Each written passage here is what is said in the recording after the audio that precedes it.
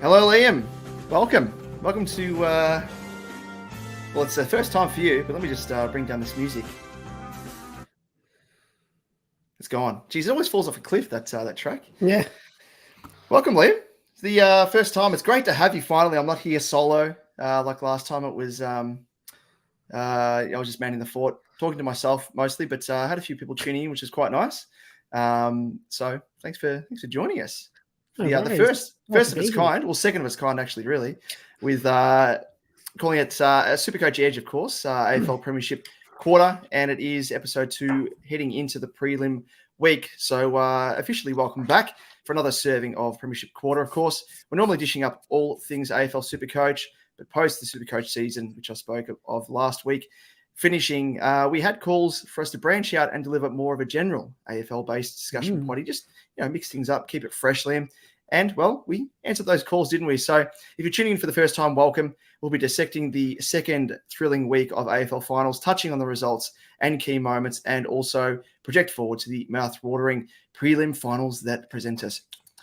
And they're mouth-watering, Liam. They are very, very mouth-watering. And for those teams who aren't contending, we've got you covered as well, as we'll be discussing the latest trade news doing the rounds. Liam, what a weekend it was. What a weekend. What a round of football. Not even a round, what a week of finals. Oh, incredible. It was only the 2 games, of course, but didn't need any more because, I mean, the second game was which we'll talk about, of course, wasn't as action-packed as the first, but clear the decks because we needed all eyes on this first game. And it was, of course, Melbourne up against my mob in Carlton. And Liam, the score for this, it was an absolute 2-point thriller. Scoreline was Melbourne at 9-17-71, defeated, of course, by Carlton 11-7-73. Quarter by quarter breakdown. So it was 3-3 to 2-2 early in the game. Then it was in the second quarter, 4-7 to 5-3. So the inaccuracy started to creep in there for the Ds. Quarter 3, it was 7-11. Good call, but not so much for the Ds there. They were only ahead by a goal to Carlton 7-5. And then the last quarter, which we all know it was an absolute ball terror, was 9-17 to 11-7. So it was a very mouth-watering clash, to put it lightly. So in terms of goals for Melbourne, had Smith 3, the former defender, which I thought was quite interesting. Lining up forward, which is strange, but we'll get into in a moment as well. I also didn't realize that he was Sean. I didn't realize he was Sean Smith's son. Yeah, no, he is. Yeah, he actually took. I didn't realize that nice mark as well. On Saturday. What was it? Friday. Sorry, Friday. That was the first time I realized, and I was like, "Oh, that makes sense." Yeah. Oh, they like cut to him in the crowd, like, "Oh." Yeah. Then I was like, dad. "Oh, that's who it is." Yeah. I didn't realize that he cut to other dads than Dacos. I thought it was just always Dacos. Oh yes, yeah, or Jack Silvani's dad, of course, Sauce in the crowd, just like showing no emotion. It's like, mate, you can support your son. I know you work in an opposition team, but come on, he's a strange unit. That bloke, good player, but strange unit. We have Adam joining us as well, the regular supporter of us. So thanks again, Adam. And he says, just when I thought I was heading off to bed, exactly, just when you thought it was safe to head off to bed. We've hit you right between the eyes there, Adam. So thanks for joining us. In terms of the goal scorer, so Smith kicked 3, and during the game, so I of course went and wasn't going to miss it for the world, but I was like, of all players to kick goals, it's a usual defender. I'm like, how is this happening? Why is this happening? And I thought it might have been in our undoing. Then we had Pickett kicking 2 goals, Fritsch with 2, Langdon and Petrarca single goal scorers for Carlton. De Koning with 2 key goals. Walsh, gee whiz, we'll talk about his game in a moment, but he was something special. Gee whiz, Liam. I probably should have been wearing double layered pants, not just for the weather, but gee whiz, it was pants off territory watching him. Motlop kicked 2, Akers 2. And he's the storyline across the finals for Carlton. Kennedy, single goal scorer, likewise, Curnow and Owies. Just going into the key stats. So Walshy 34, Newman 30, Cripps 27, Sar 24, Gov and Chera 20. And for the Ds, Viney 31, Oliver 27, Hunter 25, Petrarca 24, and Salem 22. Now, Liam, the key takeaways. So, obviously, but going into this game, let's just sort of deconstruct it. So, JVR, Van Ruin, he was obviously suspended. Meant that the D's already shaky forward line was down a key player and a key tall. And before teams were released, I was like, okay, well, surely they're going to either bring in Grundy to play in the ruck and then push Gawn forward, because he has been, he's as we've seen with Grundy, Gawn is more of the forward of the two, and Grundy's pretty serviceable in the ruck. They didn't do that. And they had Tom McDonald as pretty much their only tall. They had to use Smith, the defender, up forward. To their credit, it actually worked well. He kicked 3 goals. But the big, I guess, what the hell are you doing question was to do with Shaki. So first and foremost, as an option, yes, okay, fair enough. But then to have him as a starting sub and not to use him as the sub during the game. What were they thinking? But what doesn't make sense to me with that? Like, all right, whatever. You've made him sub for some odd reason. I mean, people were talking about, I think they did it in round 23 or something, and it worked for them. He obviously got subbed on, or at least needed a sub that was a big man. But I always think it's I don't know, never play a key position player as just sub. It's weird. But sorry, anyway, that's beside the point. But sorry, where I'm going with this is Tom McDonald didn't have a big night. I don't get why you wouldn't, somewhat like for like. I mean, there were stages where Melbourne weren't even electing to go up in the forward line for the ruck. They weren't electing a ruckman in the forward line. So if Tom McDonald isn't there to do that, what is he doing? What's he doing? Yeah. I don't know. Seriously, it was even. I know you don't want to put a Petrarca in the ruck, but just do something. I don't know. It reeks a bit of arrogance, doesn't it? Because they're like, oh, we'll allow Pitnet and TDK, whoever's man in the ruck, to get the hit out, and we'll just concede whatever, and we'll try and shuck the ball. It's just in a finals atmosphere, when everything's on the line, it's a must-win game. I think it's just a gamble you can't afford to take. Doesn't really make any sense at all. I will say, I noticed a couple of times, and I think it was Pitt that was the issue here. He'd go up in the ruck unopposed and just try and spike it out of there. Yep.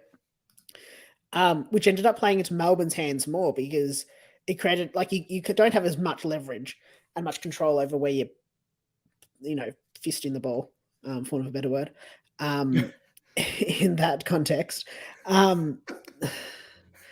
But fisted themselves, you could say. Yeah. Where he should have grabbed it out of the ruck and just handballed it straight away. You know what I mean? He got more control over a handball. But anyway, that's beside the point.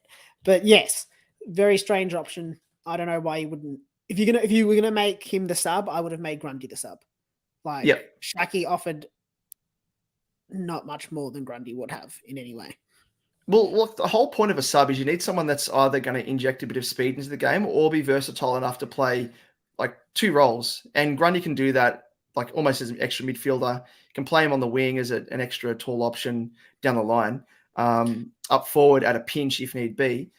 But it just didn't make sense as an option at all. But also, Gawn went in with an injury, a broken toe. So, yeah. Surely you want to, they have no other ruck option if he goes down. Tom McDonald's not a ruck. He's pinch hitter at best. Shaki, again, likewise. Who else are you going to put into the ruck? We saw it. No one was being nominated forward. Would you not bring in Grundy in case Gawn went down? Even if Gawn doesn't go down and say, I don't know, someone in defense goes down, Gawn's reasonable enough to, kick behind the play and take some contested marks or take some intercept marks. You could move him into there and put Grundy straight in the ruck. I don't know. It just bad team list, bad team choices. like team selection is what I'm trying to say. And it kind of exposes like that they're bad enough. Like last week, their performance or the week prior against the Pies, just their inaccuracy. But every time they were bombing it in, like Collingwood's defense and the way they were set up, they were just pretty much slingshotting it right out of there. But then the lack of key tools has always been an issue. And that's kind of been exposed this year. But yeah, it didn't really make much sense. I mean, Carlton were down a key tool in Harry Mackay. So kind of squared the ledger there. But yeah, it was interesting. Both teams kind of went into this week, into this game off the back of games where they were sort of, their entries inside forward 50 were pretty putrid against Collingwood and Sydney, respectively. So they were kind of matched like for like there. And going to the game as a Carlton fan, I was being realistic. I was like, well, without Harry, Charlie's going to be double teamed by May and Lever, which he was. And the way that we were using the ball, or just bombing it virtually inside forward 50, especially late in the game against Sydney, they were just going to chop off every single entry. And that's what happened virtually with May, especially Lever kind of staying back as the man of man and then May drifting across, but they kind of interchanged at certain stages. But yeah, that was interesting. And I don't know, like in terms of like, I probably should roll through the key stats and stuff, but yeah, they're virtually matched there in terms of going to the game, question marks over their forward lines. But they were pretty well matched just looking at the stats and key takeaways. So it was interesting, though, just to note that Carlton actually had the better efficiency across the game, 71.7% to Melbourne, 66.3%. Melbourne had the better efficiency inside 50, 52.8% to Carlton's 40.4%, which is quite funny. But then you kind of think of, well, why is that the case? Well, kind of feeds from that, what I just mentioned there with May and Lever. Like Carlton were just trying to kick into Charlie, and both of those guys are chopping off every single ball. But yeah, the efficiency inside forward 50 for Melbourne was good enough to hit up a player, but they just couldn't convert, and they shot themselves in the foot there. Fitted themselves, you could say, Liam. You could say. And TDK and Pitney, who we spoke of as well, they largely matched Gawn. Gawn did have 9 more hitouts, 38 to 29. But I think in terms of clearances and whatnot and effectiveness around the stoppages, they were pretty well matched, the Ds, to Carlton. So just relevant, I'll bring this up here. Adam has said Max Gawn single-handedly, pun intended, stopping the D's final run. Wowee. Now, I was sitting in terms of where I was seated, it was behind the cheer squad, almost in the pocket. And I don't think I've sat near the cheer squad probably since when we used to play at Optus Oval, as it was. Like when I wasn't sitting in the Gardener stand, me and my mate used to venture over there and sit with the cheer squad and soak up the atmosphere when we're getting smashed week in, week out by 60 odd points in the early 2000s. But yeah, it was incredible. Like, you know, for those people that were watching on the broadcast, you probably heard how loud it was. Like, I think it was 96K attended. But for me, like the noise, the buzz, the atmosphere, like it was so electric. I can't think of another game that I've attended, and I've attended quite a few over the journey, that gave me, like, just thinking about it, it gives you like goosebumps. It was just the noise and just sitting in the cheer squad. I mean, there was, I don't know how many Melbourne supporters were there, but there was so many Carlton supporters. And in sort of the bay that we were sitting in, the bay next to us, and pretty much the other side as well, all Carlton. But in the bay that we were sitting, there was one poor Melbourne supporter got up and was like clapping and cheering every single goal. So that's full credit to him for being brave enough to sit amongst the absolute nutcases of us, and especially me. But you would have seen, I was filming when the siren went, and don't endorse this, of course. Don't do drugs, of course. But I don't think there's a drug on the planet that would give me the same high that I had when the siren went. I was like, it was a combination of just relief, excitement, like what the fuck is going on? It was, and like Ash, my wife, of course, your future sister-in-law, of course, she was in tears. So like she had that reaction. I was just, I was like screaming and I had no voice left. So it was just, but yeah, it was incredible scenes. But I was resigned to us. I went into the games thinking, okay, I reckon the D's probably should get over the top of us, just because their defense will match up quite well against our forward line without Mackay there. And when we're trailing by over a goal, I was like, oh, I think we're done now. I looked at the clock. I think like 2 minutes left or something. Then Motlop kicked that goal, and I was like, oh, shit. Okay, maybe we're on. And then it was just a matter of just hold on. And Melbourne ended up miffing a couple of their shots. And then of course, Akers kicked the goal, and that was it. It was like, shit, okay. I went from like, it was almost like a complete 180. It was like, okay, I was resigned to the fact. I'm like, oh, it's been a good run. Yeah. To make a semi-final, to make the finals with where we were halfway point of the season, to winning a final, I was like, that's a big tick. To getting through to the semi-finals, I'm like, oh, that's good enough. That's a good win for season 2023. That's the bow on the season. And then going from that resignation to holy shit, we could actually win this. It was it was incredible. So Jacqueline, my partner, your my fiance, your sister-in-law, she said to me before the game, she was like, she doesn't like football. She doesn't follow football. She's not into it. But she just said to me, who do you think, who wins? She was like, realistically, who wins? Like, is Carlton a chance? And I was like, look, and this is going to sound like an each-way bet for me because it kind of was. I said to her, these are the outcomes that I see, realistically. I said, it'll either be Carlton win by like a goal or less, like, or the opposite, where it's, I was like, or not so much the opposite, but Melbourne wins by like 6 goals. Now, I want to say I feel justified by the fact that Melbourne kicked me 117 and straight. I probably was right, but I also feel justified in the fact that I was right because Carlton won by less than a goal. So realistically, I was right both ways. Yeah, exactly. Well, the each way bet, it paid off. So yeah, fine. Exactly. But that was, I think my point was, I was like, I think it's it's a weird match where I'm like, it was an even chance for either team to win, but I think that they were going to win in very different ways. Yeah. And as I said, that being said, like, I feel like we're very harsh on Melbourne. Had they had Viney's kick gone 1 meter over Wiedering, where he, kicked it straight into him, and he, as we've seen, it goes across to Hollins and then across to Doherty and then to Akers for the goal. If Viney's kick went 1 meter above him, Joel Smith was out the back by himself with 1:20 or 1:18 or something on the clock. Like, it's a completely different story that we're talking about if that kick doesn't get intercepted by Wiedering. And realistically, probably not. Like, when I say this, I mean it in the sense of, like, it was such a monk. Like, he munged that kick so badly that it went straight into him. Like, had that gone over him, like you would expect it to most times, it's a completely different situation. And that's where I feel like Melbourne kicked themselves out of it, 9-17, ridiculous. But I think there's a lot of commentary around Melbourne being, how bad it is. I don't think it's as bad. Doomsday, yeah. I don't think, exactly. I don't think it's as doomsday as we all think it is. That being said, I do think they've wasted another opportunity.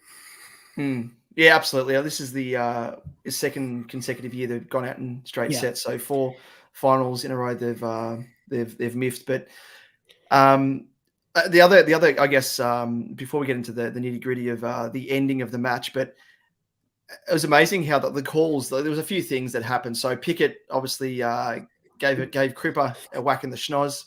I was like, oh shit, okay, well, is he got a broken nose? Is he concussed? I was like, thank God he's back.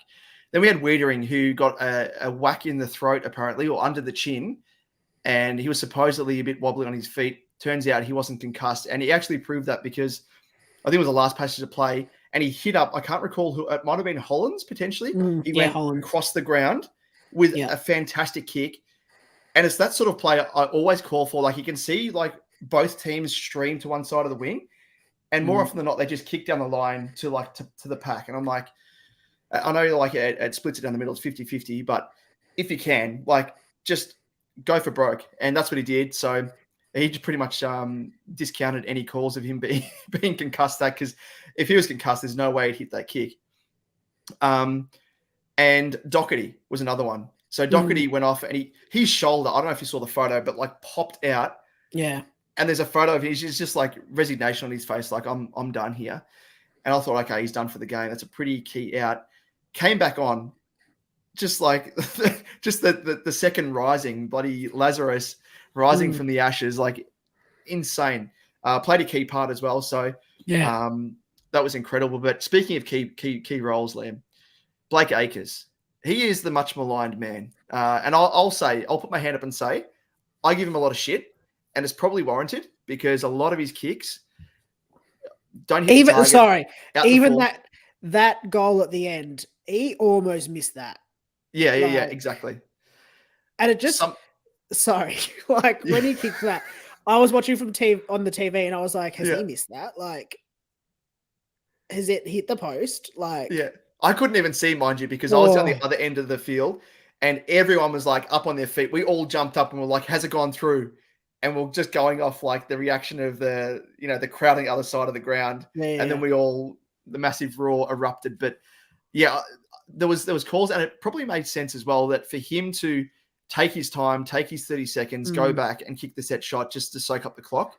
Because imagine if Melbourne went down the other end, kicked a goal, he'd be kicking himself. But the other side of that point is it's Blake Acres.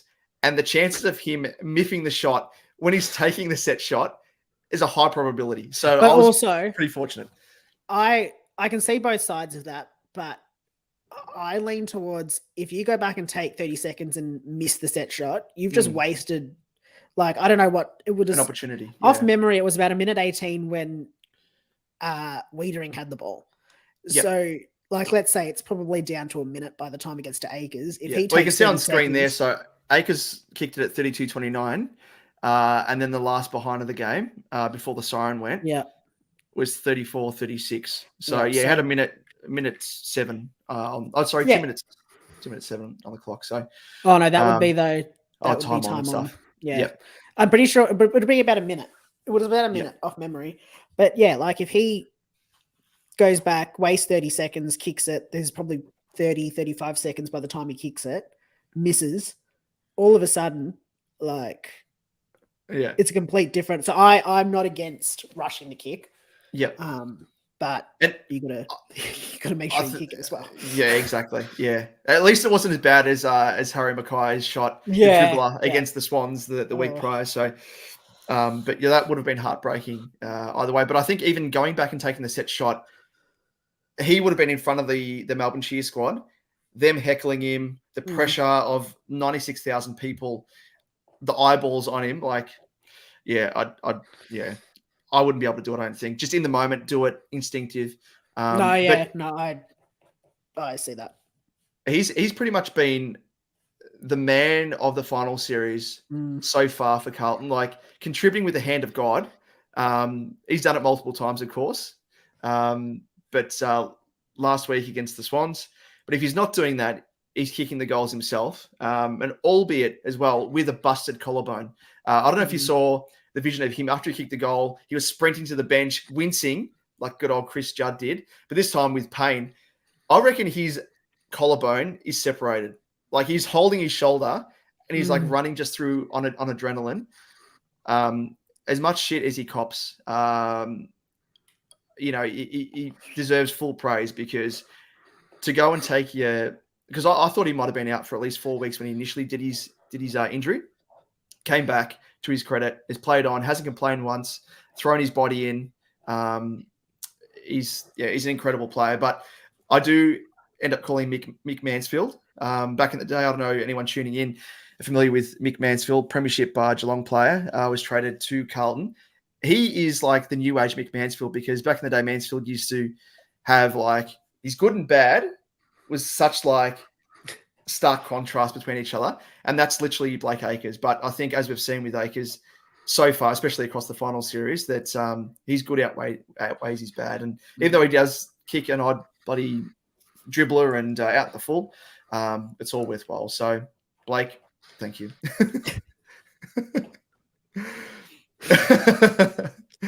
He's one of us. He's one of us. Anyone who gives him shit, I think he's going to be like A. And his nickname's the Sheriff, by the way, which is quite funny. It's not. I found out through some of the podcast work that I've been doing. Tom Sheridan, who used to play for Freo and the Giants, through his podcast network, he mentioned that the Sheriff is due to the fact that it was like a Mad Monday thing. They were taking shots. They were playing like drinking games. And he was like calling the shots, saying, oh, no, you've got to do this, you've got to do that. And they started calling him the Sheriff. And he was dressed up in like, a Cowboys outfit type thing. So they called him the Sheriff. So it stuck with him. Quite funny. But we spoke of obviously Melbourne's forward line and the inaccuracy cost them again. That's obviously something they'd need to concentrate on heading into next year, isn't it? Yeah, 17 behinds. Like Carlton had 18 shots for the game, cut like 11-7. Melbourne kicked 17 behinds and nine goals. Like, yeah, just based off of that, you should be winning games of football. Yeah, they should. They deserve to win. Yeah, and I think I saw a stat. I can't remember the exact number, but they had over 100 inside 50s in the 2 games for like 16 goals. Like, Jesus. I don't know what they're scoring shots when you consider how many behinds they also kicked in game 1, but yeah. It's not good at all. So I do feel for Melbourne fans, because I was kind of barracking for them. They're kind of a bit of my second team. My dad barracks for the D's, but I do have a little bit of a soft spot for the D's. But yeah, it's unfortunate for them, I think, because they've got a list that they actually can contend, and I thought there was still a chance of potentially winning this year's flag, but not to be, of course. The other big takeaway was, of course, spoke of Curnow being blanketed by both May and Lever, but that ongoing discussion of Mackay, is he needed? Is he needed in Carlton's lineup because Charlie plays well without him? Well, look no further than this game and how easy it was to quell the influence of, Charlie Curnow, who can play tall and small, so nimble for a tall guy. And without him and without Mackay being there as the second foil, sure, I mean, Mackay's inaccuracy kind of shadows everything else that is good that Mackay does. Like, a lot of people didn't see that he actually had a hand in both goals to start the game against Sydney, direct goal assists. So it's that sort of stuff as well that it really helps out with. And of course, just, providing space for Charlie to do his thing. So I don't know. I think it kind of puts that discussion to bed. So anyone that says you don't need Mackay, just watch that game again and you'll see why. Other key point was role players. So for Carlton, they've had a whole heap across mainly the back half of the season that's kind of contributed to their run of successive wins. But a lot of these sort of role players will come to the fore again. So Akers spoke of, Hewitt, Marchbank, Fogarty and Kemp as well has really stepped up his game, all playing a big part across the finals, but also in that win against the D's. Also, Sammy Walsh, incredible. He is just built for finals. Like, I know I rant and rave about him and drool over him any opportunity I get, but he's just incredible. Yeah, he was. He really was. I'll just bring up his stat line here. I'll let you continue. No, he was clear best on ground. How many? Did he kick 2 goals? Yeah, 2 goals, 34 disposals, even split between kicks and handballs, 6 marks, 8 tackles. So doing it, getting in and under as well, which is incredibly important. And meters gained as well. Like, second in meters gained, which is, especially when you consider Nick Newman is the first, 631. Kind of what you'd expect for a backman, sort of playing that Nicky Newman role. For Sam Walsh to then get 618 and sit second, that's massive. It's crazy, isn't it? It's I mean, Cripps as well obviously played a big hand in it. But Walsh was just by far and away just insanity. It was like he's just the Energizer Bunny. He just kept going and going, second, third efforts. Incredible performance by the great man. And then, of course, Doherty, who we spoke of, popped his shoulder. He is a test for this coming game against the Lions in the prelim. But if anything, it's proved to me that the bloke just isn't human. The amount of shit that he's gone through and bounced back from, probably no surprise. Should be used to it by now. he can walk on water almost. Doherty, anything that he faces, any adversity, he just doesn't bat an eyelid at it. But yeah, from here, the Ds, we spoke of them, what they kind of need to do, and we'll kind of touch on them across the trade period as well, because the big surprise with Brodie Grundy not playing in the ruck, he could potentially go to Sydney, which is looking all the more likely at this stage. That experiment has all but failed after 1 year. That viewed in isolation, it's kind of like, well, what was your intention? Were you ever going to intend to use Gawn up forward? Were you going to use them in tandem? But that didn't work. So, yeah, we'll speak about them in a little bit more detail across the coming episodes, of course. But Liam, before we delve into this next game, anything else you wanted to touch on? No, not really. No. Nothing. I think, it was a great game to watch. And I think going back to your stats on, the each break, like there was never really more than a goal in it. Try to look at it. I don't think there was ever a goal. Yeah, at each quarter, the biggest margin was 7 points, and that was the first quarter. Yeah. It was. I think my maths is right there. From what I can remember, anyway, it was. I don't think they got the biggest lead they got there was just under 20 points in the first quarter, and then Carlton pegged it back. So I think they kicked 3 goals, then we pegged them back, and then kind of like worked away at it. And D's got the ascendancy in the sort of the back part of the third quarter, and then we came back at the end there, and then we all know what happened there at the end. So Carlton are into a prelim to face the Lions, and the D's they go away, lick their wounds, and see what they can do to butter up. But before we get into the next game, let's just roll through some quick comments. Joe from Centre Bounce. Hello, Joe. Thanks for joining, mate. Legends. Melbourne couldn't handle the big moments and capitalise on the opportunities. They don't have that clutch gene. They've shown it time and time again. Carlton own their chances. Deserved. Yeah, very good point. Joe, you've also said Walsh's combination with Cripps was perfect. The skipper was dynamic on the inside and was able to get the ball out to Walsh, bursting away from the stoppages so beautifully. Yeah, worked in tandem quite well. The Batman to Robin. I don't know who the Batman is. I'd probably say that Walsh is the Batman, but I think Cripper, being the captain, has to be Batman. Or maybe they can both be Batman, and one can be. I don't know. There's too many Batmans that have been played by different actors across the journey. I feel like all right. Oh no, we can do this. Ben Affleck. Yep. Batfleck is the Cripper, because big. Yes, that's true. And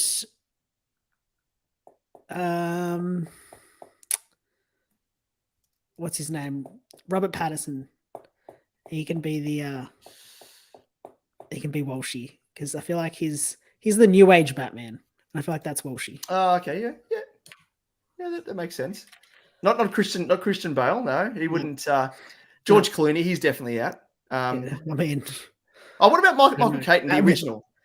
The original, he's up there. Surely he's up there. No, I feel like he's the new age Batman. Okay. It's a good thing. It's actually a really big positive, I think. Yeah. Wait, who's the other dude that played Batman in? What's his name? Val Kilmer. Yeah, him. Val Kilmer. He's got to be by far the worst Batman, because didn't he? No, George Clooney. George Clooney had the nipples. Clooney had the nipples. That's right. What a statement. Oh, had the nipples. Oh wait, he could have been. What about Adam West? He could have been Adam West. Don't know about that. Yeah, maybe. No, Adam West. He's not the most athletic. Adam West has to be. That's Cripper. No, Adam West has to be. What's his name? Blake Acres. Oh yeah, that's right. Yeah. Fool sometimes, but comes with the goods at the end.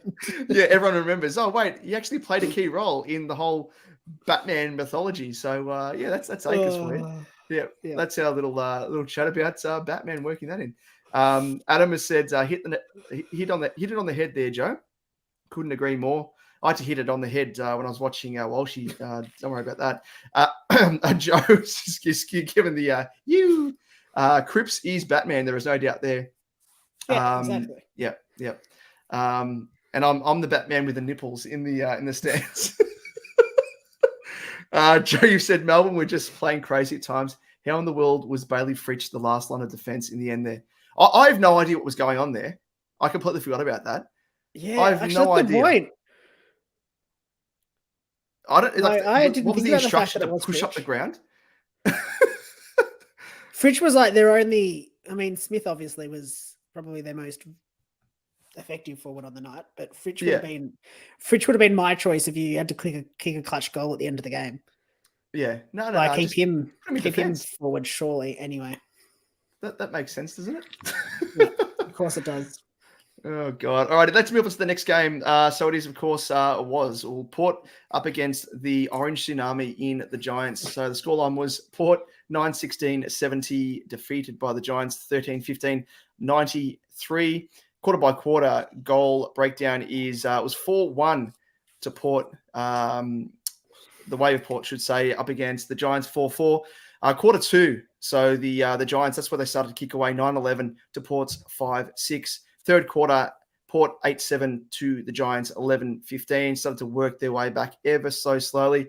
And then in the last quarter, inaccuracy again. It's kind of the tale of the final series across numerous games here, but 9-16. They ended up kicking 1 goal, 9 Port to the Giants, 2 goals to end the game. So it was all done and dusted for the goals. Port Adelaide kicked Rioli 3, Marshall 2, Horne-Francis, Drew, Lord, and Dixon individual goal scorers. The Giants, Hogan 4, Green 3, Cogs 2, Daniels and Kelly individual goal scorers there. Key stats, individual stats, Butters 25, Houston 22, Boat 21, Horne-Francis 20, and Farrell 18. And for the Giants, Whitfield 33, Cogs 30, Green 29, Ward 24, and Himmelberg 24 as well.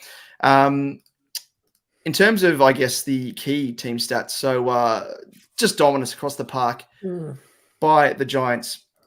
So they had almost, believe it or not, you'll see it there, almost 100 more disposals than Port, 384 to 289. Just incredible. The Giants especially, also sorry, just on that, look at the differential between the season average for Port and what they actually got, 336 to 289. Just shows the Giants really quelled them in that as well. Yeah. So virtually the Giants were on par with their season average, and defensively they just outplayed them 100%. In terms of clearances, so they dominated that. The Giants 45 to 29. So again, in the middle, just absolutely smashed them. Briggs, he was dominant in the ruck, 43 hitouts to 22. And the most telling is the Giants, they had 74 more uncontested possessions. How does that happen in a final? Like, but I guess to that point, that shows why GWS won. Like, finals are contested games. If you're not going to bring a contested game, you're not going to win a final. And probably shows why GWS deserved to win that game. I want to bring up another interesting stat, and it's something that Collingwood. I should actually look at the run sheet, make sure we're not going to mention this later. No, we're not. Something that Collingwood's going to be mindful of in the second quarter. In this game, GWS kicked 5 goals, 7. Yeah, 5 goals, 7. To Port's 1 goal, 5. In the game before this, in the game the week before, St Kilda versus GWS kicked 5 goals, 2 in that second quarter, compared to St Kilda's 4 goals, 3. So it's going to be something that they're going to have to consider. I mean, it didn't affect St Kilda as much, but something that Collingwood are going to have to be mindful of this week is GWS coming out in that second quarter and sort of getting a bit of a lead.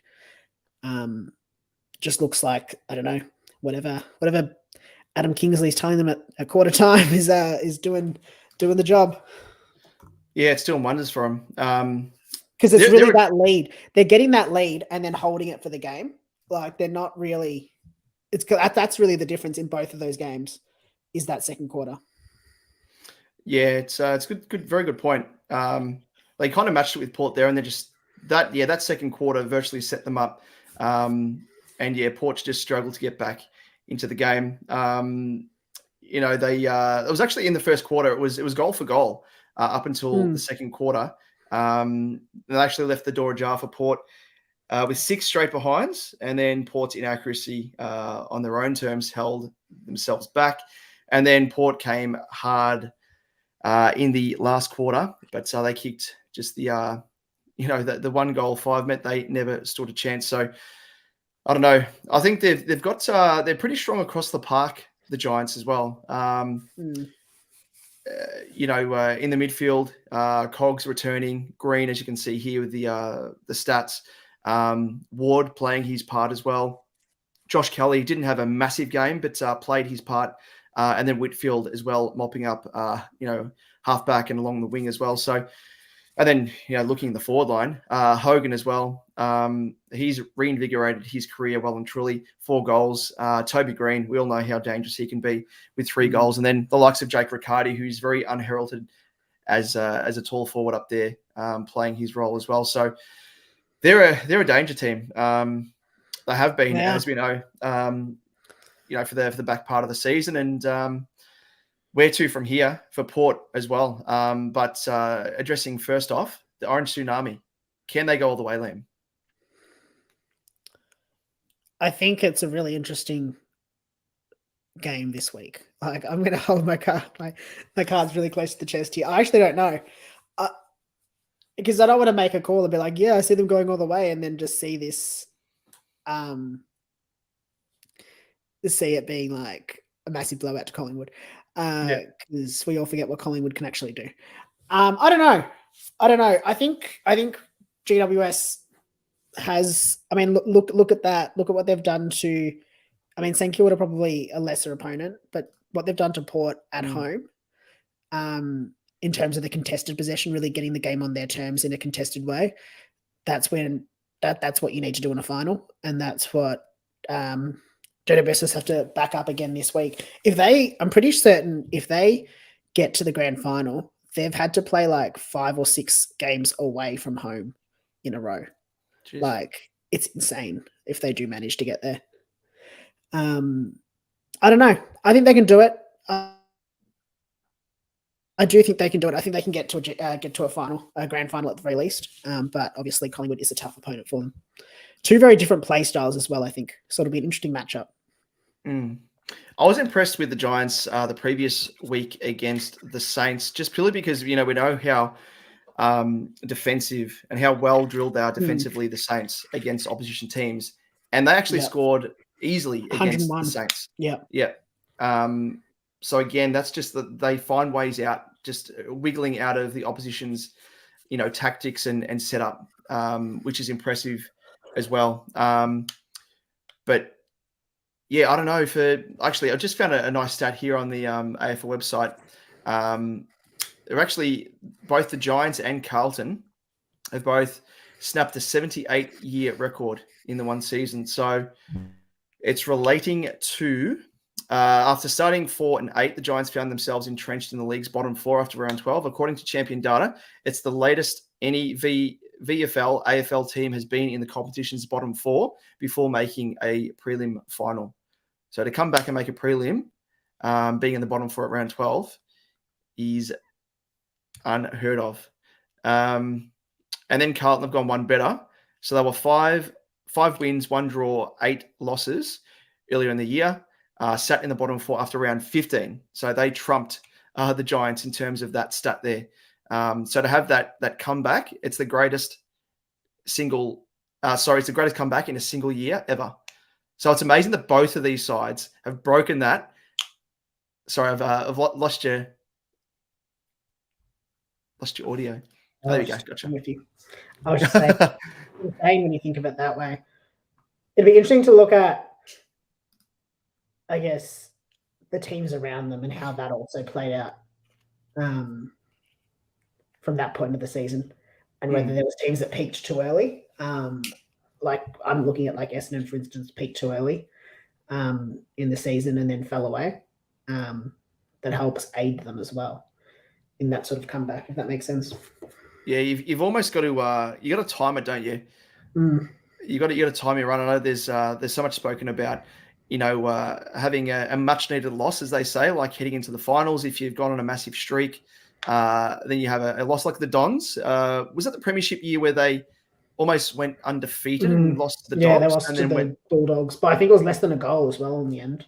Yeah, and that was the year you won the flag. Was that right? 2000? Yeah, 2000, yeah. So there's merit to it, but yeah, it's incredible that both of these teams have done it in the 1 year. It's crazy. Yeah. I was talking to like Ash and I were talking about. Imagine if it's a Carlton Giants grand final. I was like, it's going to be so easy to get grand final tickets. Yeah. But yeah, it's going to be very interesting. But yeah, tough matchup, of course. We'll just roll through these comments before rounding it out, and we'll sort of go into a quick preview of the upcoming prelim game. So, Adam, that big sound must have been too loud for Port over there in SCE. I reckon it was. It was too loud for Zach Butters. You see him throwing the plastic chair. Like, I didn't watch the whole game. I watched bits of it. I was doing a few other things. I was watching it on my phone while I was doing some work, but like went down in my books with that. I don't care. Like, I've seen people defending him. Oh, she shouldn't have been standing where she was. Nah, sorry. There's ways you talk about. There's ways you go about things, and that's not the way to do it. Like, you know what I mean? Like, if someone was standing too close, you can have a conversation. Not have a conversation, but you can be like, can you move without tossing things around, and also kind of, I don't know, being demonstrative towards it. Yeah, no, it's true. I think if he had his time again, he'll definitely do it over. I've met him before I've met Zach before when I was helping out on Dill Buckley's podcast back in the day. And he's actually really softly spoken, nice bloke. So I think he's that sort of character. I think we're white line fever. Heat of the battle. He was pissed off that I think up until that point of the game, he was struggling to get his hands on the ball. Port was struggling to get back in the game.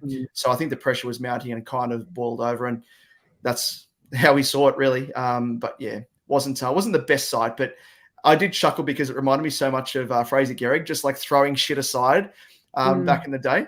But yeah, quite funny. Joe, you said our Giants have such a great game style, and they're the best team I've seen successfully tap the ball onto a teammate to release them. Yeah, good point.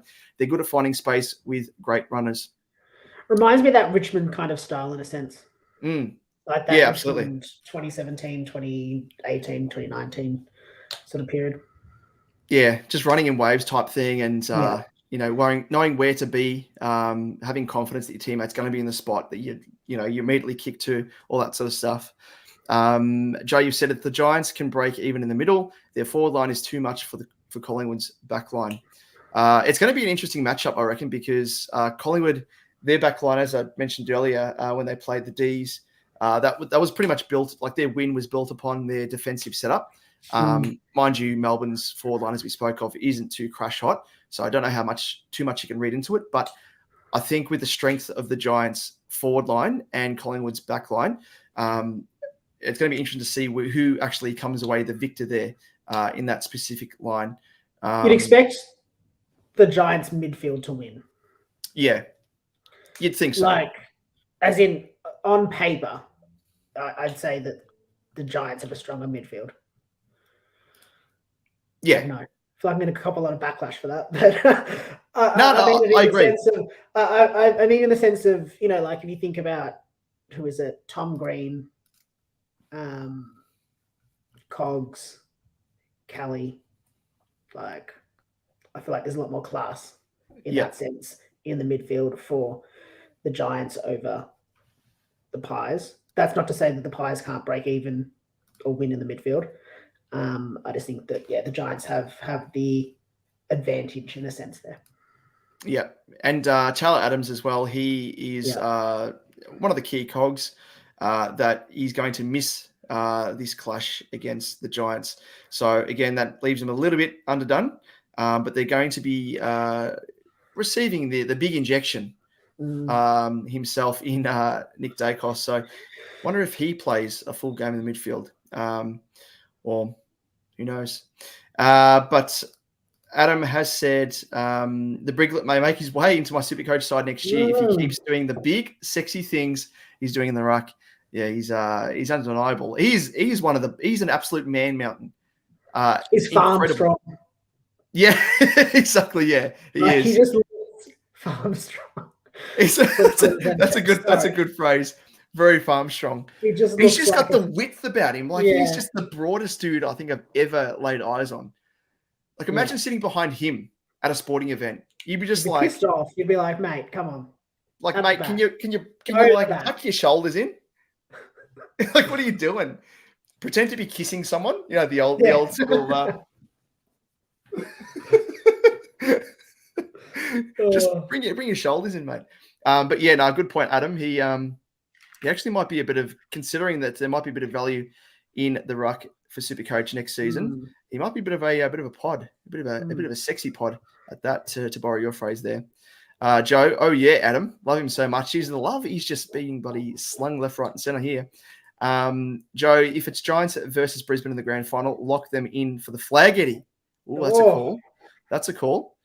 I mean, we all know about Brisbane. Yeah, Brisbane don't perform too crash hot. That being said, I reckon that if Brisbane have to take on GWS at the G, it changes their mindset. Yeah, exactly. It's like, it's true because you're like, neither team have the home ground advantage.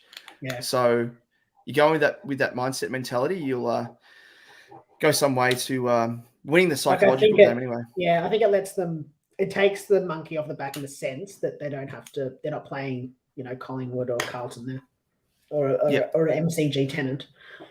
Yeah, true. And likewise as well, the atmosphere and crowd as well. That plays a big part, and no doubt it did against the D's on the weekend with Carlton. Joe said when we lost to the Dogs in 2000, it was the first time that a team flooded the defense so much that it changed the dynamic of the game until the dawn of the 666. Terry Wallace, it would have been back then. Yeah. I remember. And then Rodney Eade was another one, good old Rocket.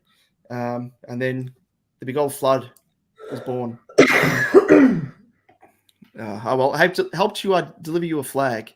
So it's all good. Joe said, in terms of Butters' behaviour, that was poor form. Not a good look. Adam, if he does end up winning the Brownlow, and that's the last thing we saw of him on field, it's not a good look, unfortunately. Talking about Butters there. Joe, the G-Train would kick chairs out of the way. The G-Train was a just hilarious character.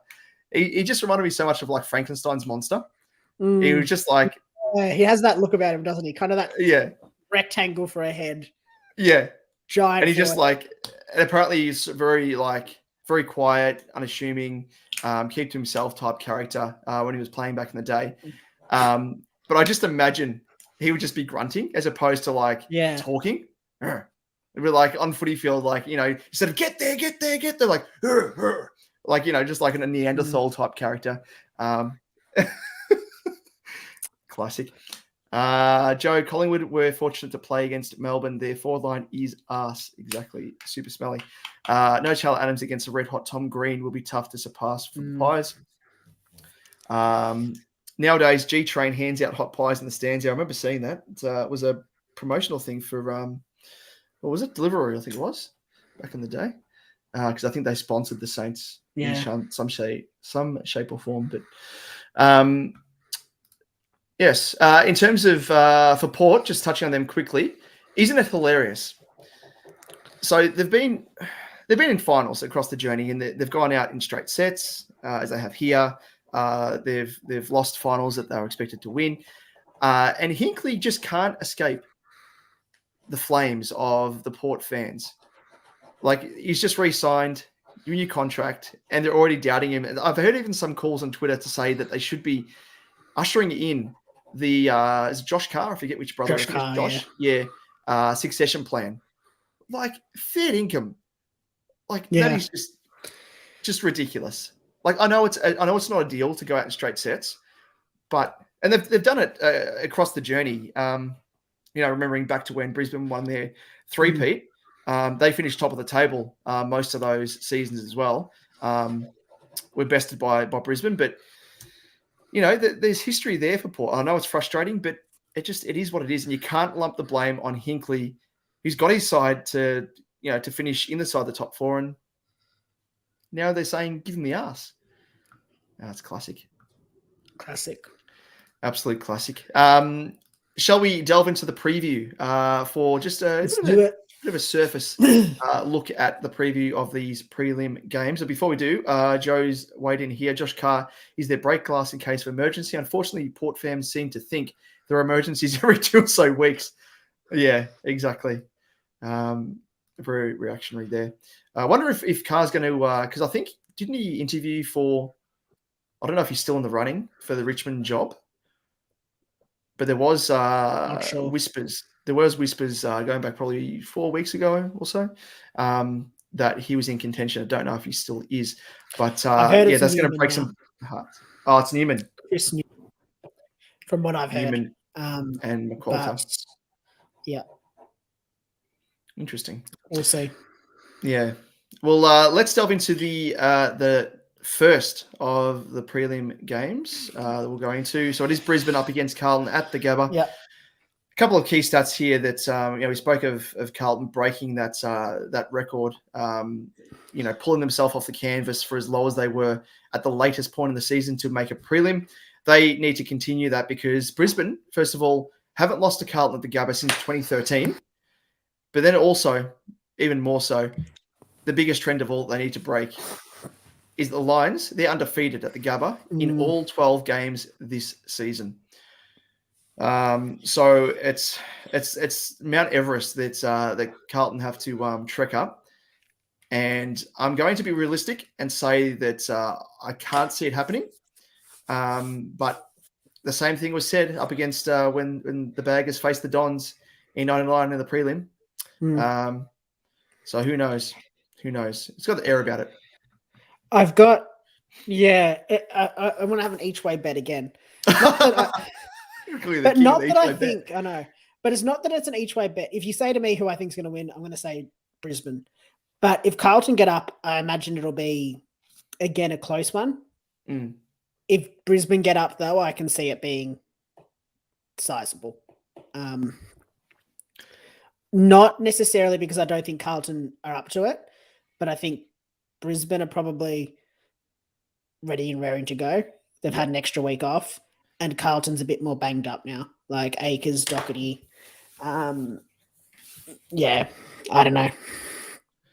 Yeah, I think it's going to be just two hard fought matches in a row, winning by a goal in sort of both games, really. It's just breaking it down like across the field. So Carlton's defense is performed well enough, albeit probably flooded by the opposition team's inaccuracy in recent weeks. So maybe it doesn't tell the full picture, but I think the tall defensive stocks that Carlton have can match the likes of a Danaher up forward. It's the smalls, I reckon, that will probably do the damage. Rayner, if he plays up there, Charlie Cameron, who we know of, and Adam, who he speaks of here, riding on them bloody horses with Charlie Cameron, referring, of course, to the songs after goals. It gets the people going. But then on the other side of things, Joe, Vossi is the king of the Gabba. Blues get it done if they kick the first 2 goals. It's a big call. And Joe mentions as well, Payne is actually a pretty big out for Brisbane. So, that's probably a good segue here. So, he is battling with a bit of an ankle niggle. He did look under some duress at training, apparently, is in a fair bit of doubt. So, if he isn't out, with the return of potentially, conversely, on Carlton's side of things, the return of Mackay, a key pillar in the forward line, and then losing a key pillar in defence for Brisbane. Everything's coming up a bit of Millhouse here for Carlton, isn't it?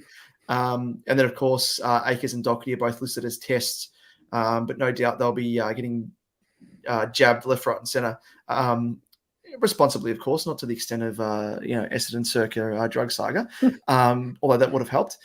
But yeah, both of those sides, that's kind of where they sit in terms of the health of their list. But Liam, I'm just going to say it. Who wins? I know you've said your each way bet, but if you had to choose, who wins? And where will it be won?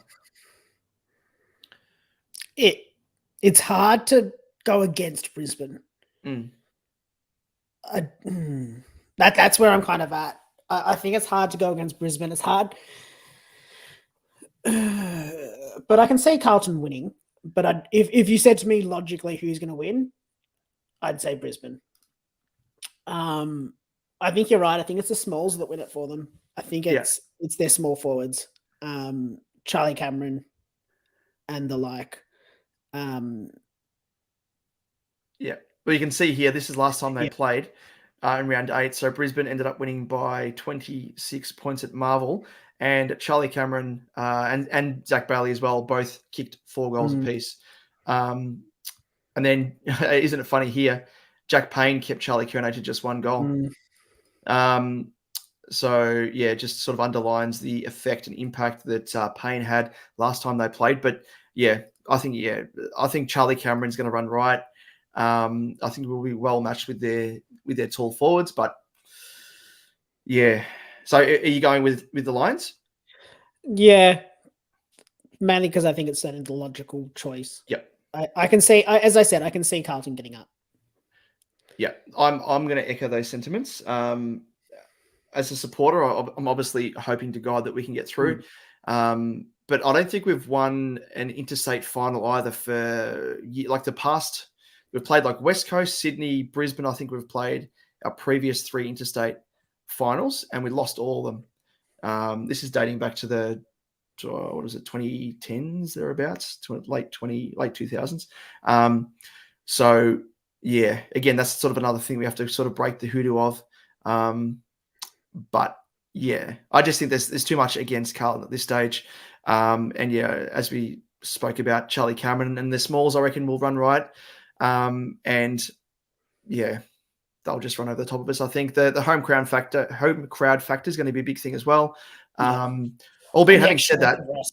Yeah, and that's another. That's what my concern is for Carlton. I just think you've played two hard-fought contested finals. You've got, I know Cripps is fine, but he's been banged up with his nose and whatnot. Not that he plays football with his nose, but the point more so being like, he's been in and under, he's been contested. He's also looking like he's playing with some soreness. You've got Akers and Doherty. I mean, my biggest concern is sending a player in to a final. I know he was fine, but just a dislocated shoulder can pop out again. That'd be my concern. With that. Yeah, and if it happens again, there's actually a chance that he does further damage to his shoulder as well, like ligament damage, all that sort of stuff. So I think he's going to get up. He's going to be the type of I'll do what it takes. But but yeah, the chance of it potentially happening again in a final, hard-fought final, throwing his body in, not thinking, jabbed up, all that sort of stuff. Yeah, it's hopefully fingers crossed that doesn't happen. But there's a few players that are banged up. Mackay, who's returning, who was concussed. Actually, good point here from Joe. I forgot about this man.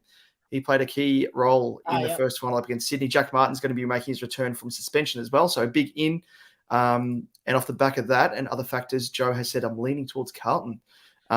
He said, Carlton's at midfield is better than Brisbane's. Plus TDK and Pitney are a great duo. Yeah, TDK played one of his best games, I reckon, when you're talking about his effectiveness in the ruck and also up forward. Normally he has like a really good game in the ruck or like, a really good game up forward, but to play that dual role, it was good to see him step up and play that. Adam has said, if the game is moving quickly, Brisbane should win. When Brisbane plays kick to kick and hold the ball up, they choke and throw it away. which is a fair point. And likewise, Joe said, yep, good observation. Reckon Lions are more prone to choking than Carlton, who have nothing to lose.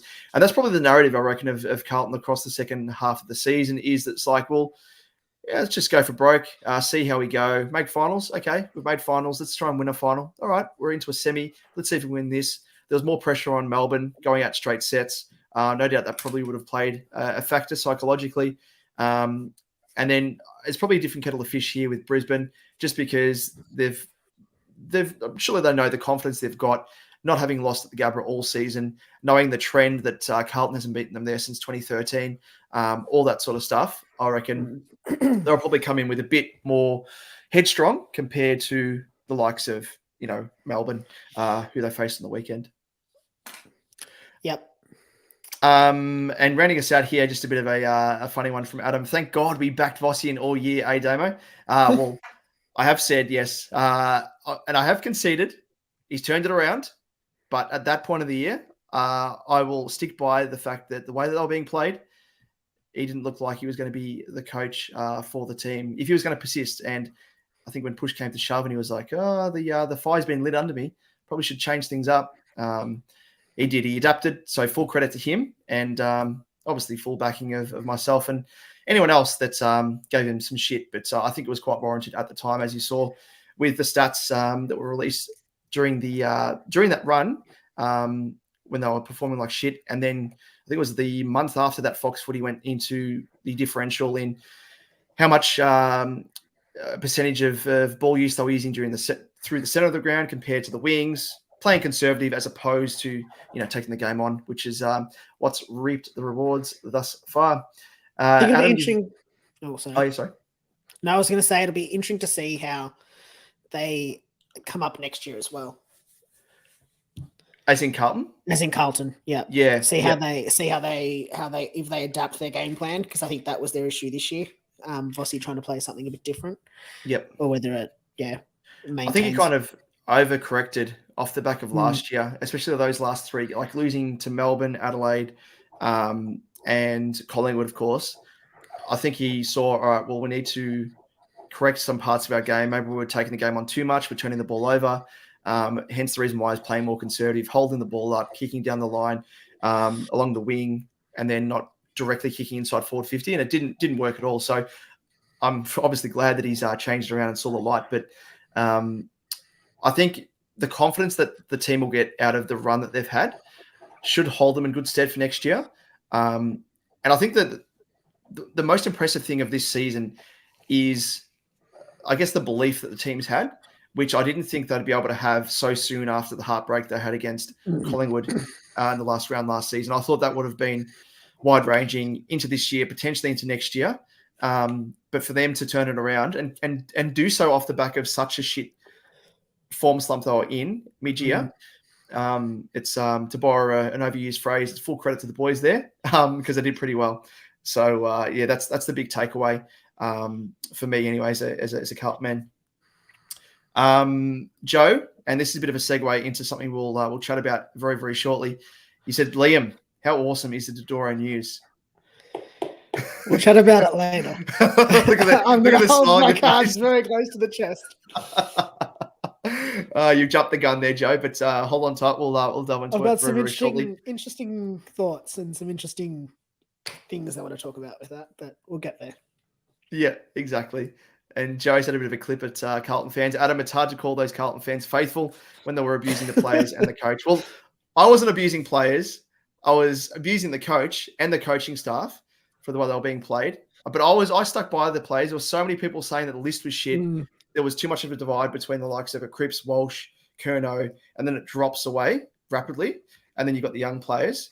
As we've seen in what I spoke of earlier, with the role players that we've had, they've been the big contributors, the likes of Marchbank, Akers, Fogarty, who was pretty much on the scrap heap up until he got the call up. It's all these guys that have really shown that I'm not going to draw parallels, but you speak of Richmond and their good, successful era, and they went flush with superstars outside of the likes of Cochin, Rewalt, Martin, all obviously those guys, but they had role players.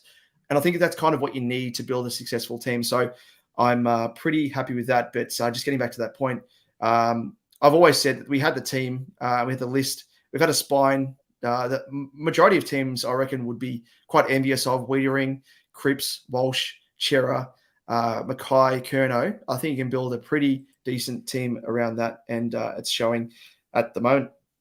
But let's delve into the next game to round us out for the second prelim. Collingwood up against the Giants. So the Pies, they're going to get a big boost with the return of Nick Dacos, who has received the green light to make his return. But as we mentioned, they do end up losing Taylor to a hamstring injury. And for the Giants, they look to have a relatively full bill of health, with expectations that Briggs will take his place in the side despite copping that shoulder injury against Port. Last time they met, Liam, so it was round 9, and it was a big shellacking. So it was Collingwood 18-12-120, defeating the Giants 7-13-55 at the MCG. But looking back a little bit further, and you probably should look back at when they last met in a finals like atmosphere, and that was in a prelim back in 2019, and that was when the Giants, they actually got the chocolates over the Pies, and of course went through and faced off against the Tigs, where they actually got smashed in the grand final. But that was a spectacular win against the Pies. Then, so Liam, can they do it again? Before I've got a good stat for each way bet. I know you've got an each way. Before you no, I actually don't have an each way bet. Okay. I do have an each way bet, but no. So interesting stat. 2018, Nathan Buckley was awarded Coach of the Year. Got the Coach of the Year award. 2019, Collingwood GWS face off in a prelim, and GWS get the chocolates. 2022. Who was Coach of the Year? I don't know. Who was Coach of the Year? McRae. Yeah. Interesting. And the next year, Collingwood and GWS face off in a prelim. Could history repeat? Well, that reminds me of another stat that, and I don't want to make this Carlton centric, but it was a very good stat. And I love numerology and all this sort of stuff. We both do. We chat about these trends when we talk about SuperCoach, of course. But it was every year that Argentina won the won the World Cup. The year following, Cup won the flag. So, Liam, we are apparently due for a flag this season. That's not going to happen. I'm sorry. I can say this. I like to think of myself as a level-headed Carlton supporter. I've got 2 eyes. That's not going to happen. I'm sorry. I would love for it to happen, but it's not going to happen. But having said that, the grand final ballot is on sale tomorrow, so I'll be putting myself in the ballot on the off chance that we actually do make it. Yeah. So, it's fair. Got to do it. Yep. All right, so who do I think wins? Oh, this one feels more 50-50 than the Brisbane. That being said, I also think the Brisbane Carlton game could be 50-50. But this one feels like a genuine 50-50. I think Collingwood should win. I think Collingwood are favourites. I think all of this talk about GWS is probably forgetting the fact that Collingwood have probably been the best team. They have been the best team across the course of the year. You could make an argument that they could have lost against Melbourne if Melbourne had kicked straight, but they didn't. I don't know. I can still that Mumford selling candy to Pendlebury in the goal square is seared into my mind from that 2019 prelim. So that's going to send them to the promised land. Yeah, that vision in their mind. That's what's driving. I don't know. They've run Seriously. I mean, there'd be a few players still from both of those teams that were in that game, so there might be a little bit of what do you call it, like the sort of negative talk in the head, the little monkey on the back for Collingwood players thinking about it. On the shoulder. Yep. Some GWS players thinking, oh, well, we did beat them back then. I don't know. I'm going to tip Collingwood, but it could go either way. Yeah, I think that the sensible tip is Collingwood. But yeah, of course, would love to see the Giants. Yeah. Imagine if they go all the way, like for their maiden premiership. The AFL, like in the most unexpected years, surely. We spoke of obviously where they've come from, but for the Giants to win their first flag in their history in such circumstances, it would be right up there, contending with the flag of any other team. The adversity they've faced. I reckon GWS has the backing of the most people right now. Like I can say for me personally, of the teams remaining, GWS is the one that I want to win most. Yep. Personally. Yeah. Aside from the bags, of course. But yeah, like I don't want Collingwood to win. Like I'd prefer Carlton over Collingwood, but I don't want Brisbane to win. I can't see Danaher winning a premiership. So you can't see, or you I refuse to see that. No, yeah, I refuse to see the other way. Exactly. I refuse. I refuse. God, don't worry. He's not even going to. You know what? I want to tip because Danaher has actually been kicking quite well. He's due for a shit game, like a game where he's dead in front, kicks off the side of the boot, out of bounds in the fall, like that sort of game.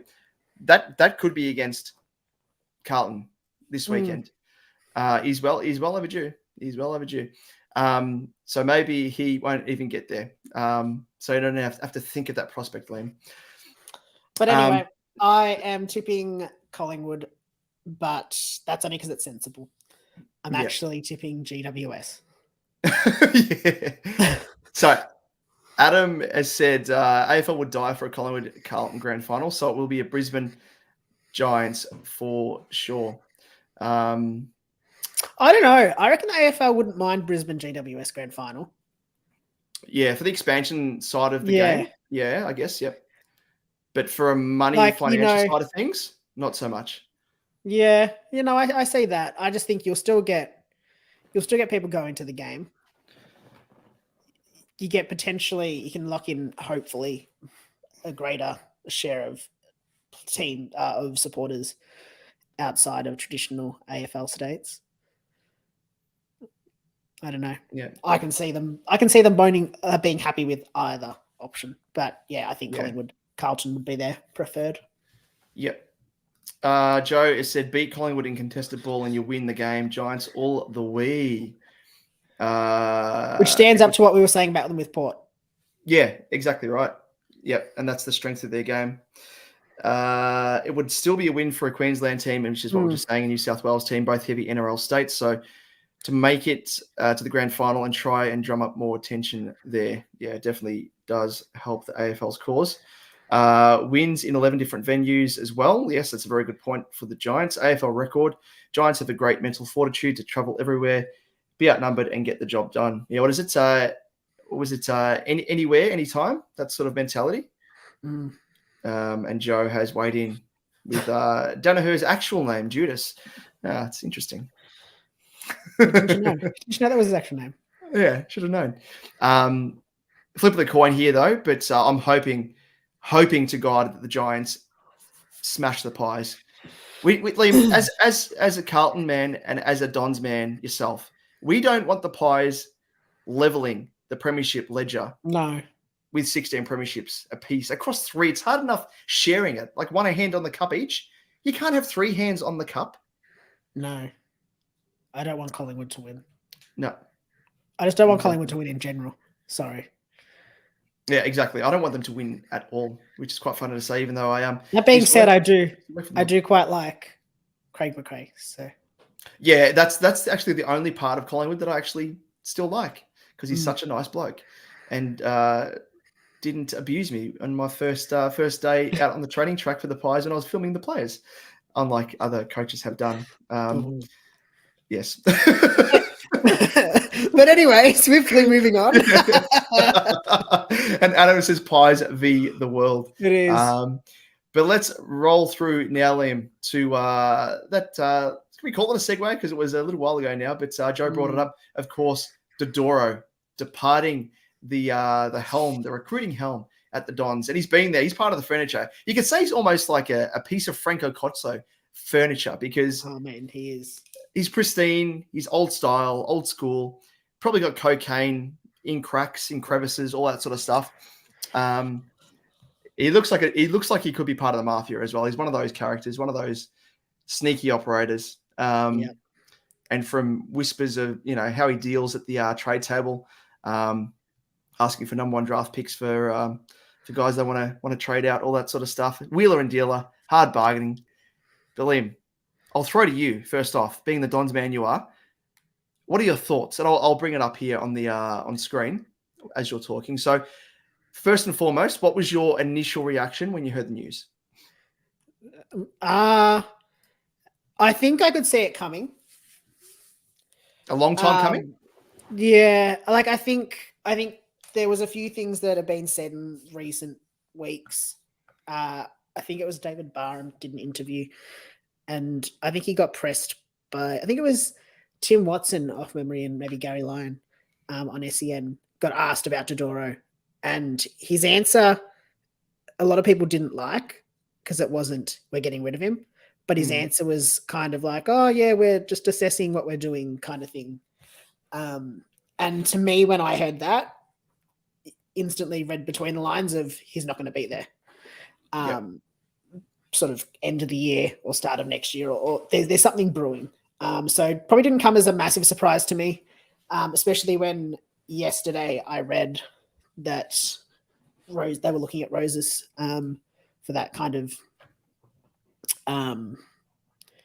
assistant role, which I thought was a bit strange that he would have an assistant role. But that being said, you're right. He's been a part of the furniture. I was on his good old LinkedIn just now, taking a look at how long he's been there for. He's been there since February in 1998. He started as the recruiting and welfare manager, did that for 10 years, then became the manager of player personnel, did that for 2 years, then became the list manager in 2010, did that for 7 years, and then became the general manager of list and recruiting for the last 5 or 6 years. So not surprised. I think what I will say, I'm content with him being moved on. I probably don't hold the same views as a lot of other Essendon supporters that really dislike him and wanted him gone for ages. And I think that the reason, I was just reading my tweet that I'm trying to find. Yes. The reason I think that is that, so for instance, there's been a few, like I think people talk about him and the big names that we can talk about that he's got across the line, the Stringers, the Shields and the like. Now, I don't have any authority on this, but from what I've heard and understood, he hasn't necessarily been on board with all these picks that people point to as him saying these are the ones that we should get. Shield, for instance, I don't think he was big on, from what I've read and understand. Xavier Campbell was big on Shield, wanted Essendon. It was out of the drug saga, wanted them to look like a destination club, so demanded basically that they went sort of, well, not demanded, but just wanted that big fish. So really wanted to go hard at Shield, allegedly. But also on Twitter, so Jonathan Walsh, if you're not following him as an Essendon fan, make sure you do so. He looks in depth at, he used to work at the club in sort of I think like a stats kind of role, and tactics. Yeah, analytics.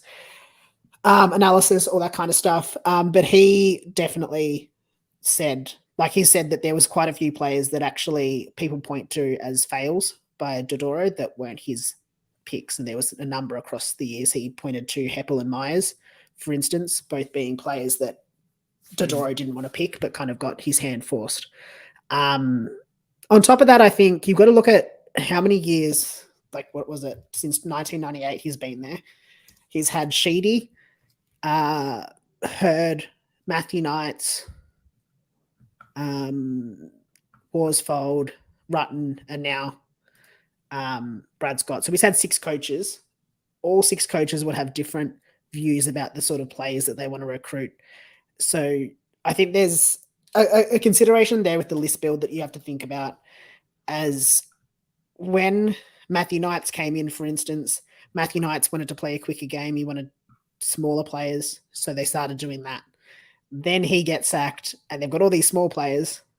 And then Hurd comes in, and Hurd, I think, wanted, players like Watson a bit bigger. So he's got a few of those.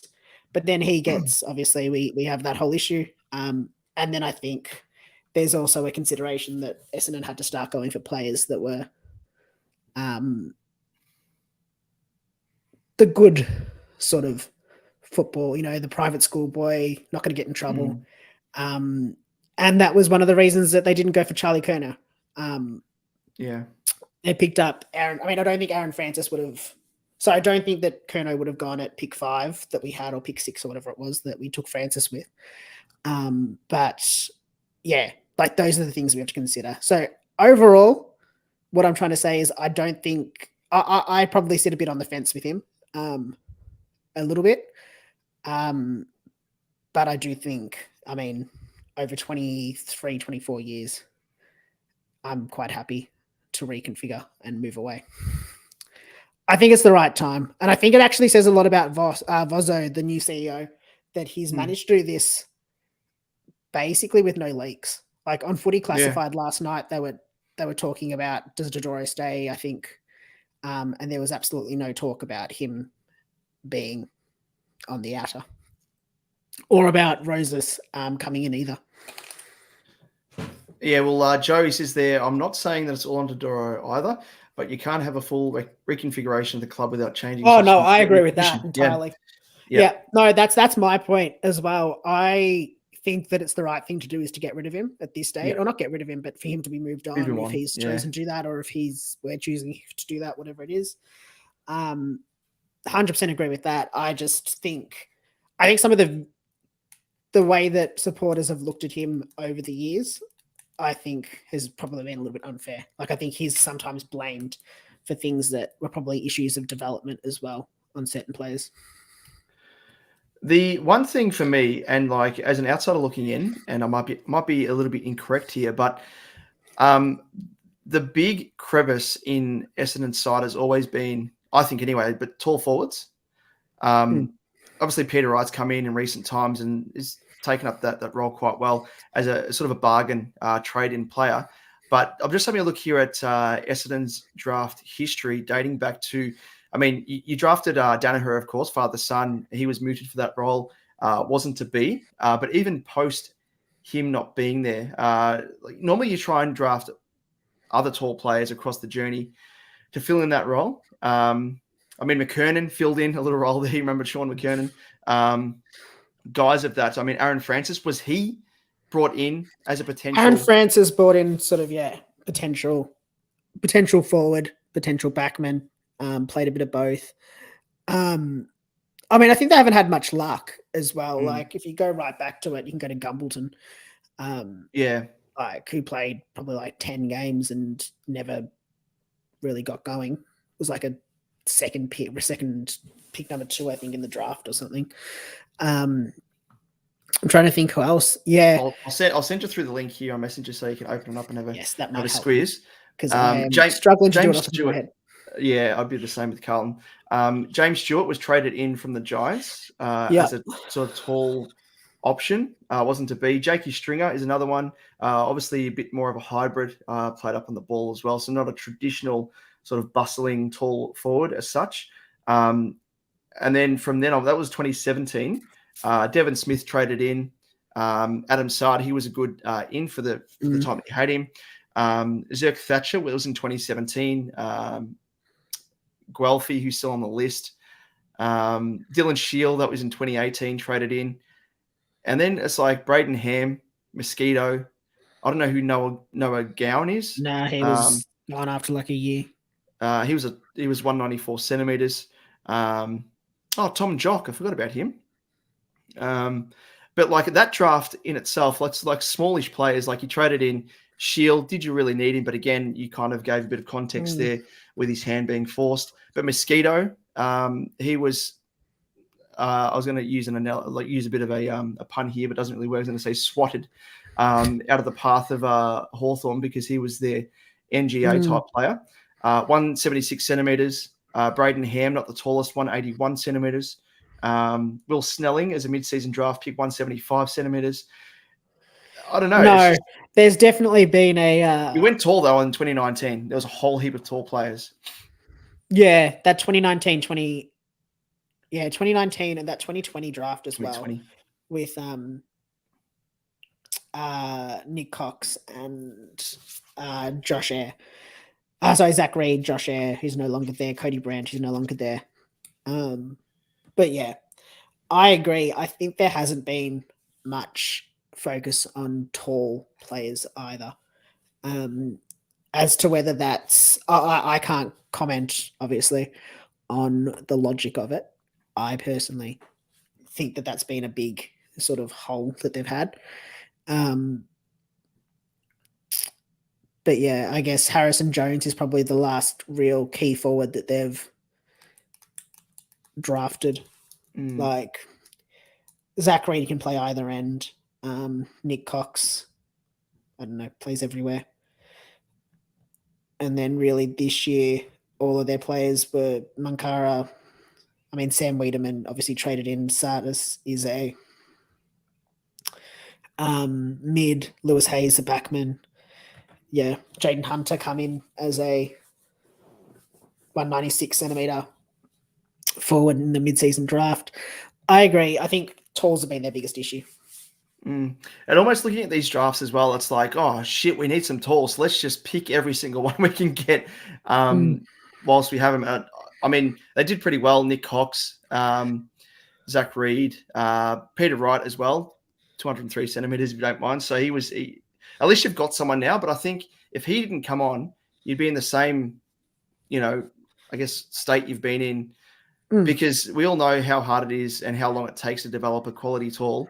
And Mackay, he's definitely been one of those for Carlton. I can speak to that experience, but yeah, I mean, and a lot of people say, oh, I could have drafted Charlie Curnow, but he had, I think it was drink driving issues leading into the draft. So that kind of scared off a lot of clubs thinking, oh, does he not? And that's have also, maturity? Yeah, that year was the year that would have been drafting in 2015, the year the players that were suspended. So for 2016. Yeah. So gotcha. Chances of them doing that was going to be low. Yeah, that's a fair point. So Joe's read in here. He's got a couple of comments. So he said, appointing Matthew Knights, just going back to what you're saying, was our worst decision of the modern era. Such a shame that Damien Hardwick's laptop didn't work for his presentation. What could have been? Seriously. The footy gods got it out for you, Joe. Vozo has done a good job. He was very highly regarded at the West Coast Eagles, and part of their decline is because of him leaving the club. He was forced to work multiple roles and got burnt out. That's classic footy for you. Liam, this is you, Liam. Lewis Hayes is going to be a star as a key defender. I agree. I think he will be. I think he's going to be a really good key defender for us. Just obviously. He's followed it up here, though, with the other side of the coin. He's worried about Cox. Where is he meant to play? I agree. I am worried about Cox. And I can't see where he's going to play. I think he's better playing. I'd rather him play behind the play a little bit, like a kick behind the play. So as a backman, I personally, what I would want to see is him take on that Blixarv's role. So I want him to develop in the same way that Blixarv's as he has. Blixarv's? Yep, I can't say his name. That dude. I'd like to see him develop the same way, so that then he can come back into the midfield and play as that big sort of midfielder as well, potentially, or on the wing, because he does have that speed. So that's what I ideally would. So I think right now I'd want him to sort of go back, hone that craft a little bit, and then be able to come back and play on a wing. So with Dodoro, well overdue? Yeah, I'd say so. Well overdue. But I also think now's the perfect time for it. like I think there's a nice reset with the club right now. New president. I mean, obviously the president was last year. New coach last year. New CEO. I think all of that has come in perfectly for him to then move on now. Very nice. Well, that pretty much puts the bow on Dodoro. Actually, sorry, Joe, closing comment here. Cox will have to live in the gym and probably adversely possess it to get squatters right before he can be as big as blitz halves. Oh, I agree with that. I do agree with that. But I just hope he can kind of come in and play that role a bit more. I don't think he has to necessarily be only in one role. I don't think his role is the midfield yet, though. I'd almost want to play him back and get a bit of experience there so we can build on that. Very nice. Well, let's delve or branch out a little more broadly to the trade period itself. So there've been a few other sort of delistings and people walking away, retiring. So as you can see here on screen, Dunstan, he's called time in his career. He actually had a major injury, didn't he, in the VFL, from memory? Yeah, an ACL. ACL, yeah. So no surprise there. I think his time at the D's is pretty much up anyway. He's only 27 or 28 off memory. So yeah, I read in the article, I was surprised by that. I thought he was 30 odd. Yeah. Yeah, it feels like he's been around the trust for quite a while. And then, of course, the Power, they have rung some changes. So Riley Bonner goes out.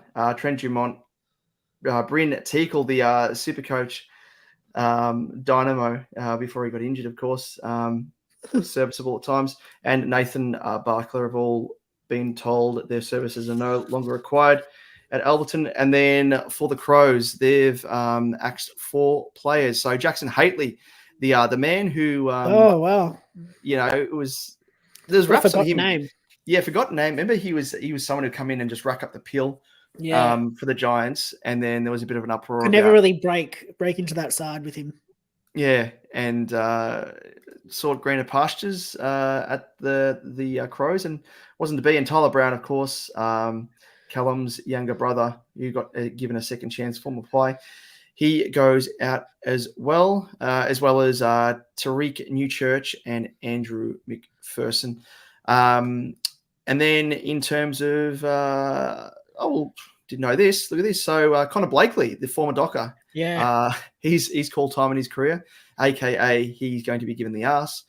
And of course, Sauce has re-signed for an extra 2 seasons, so I'm pretty happy with that.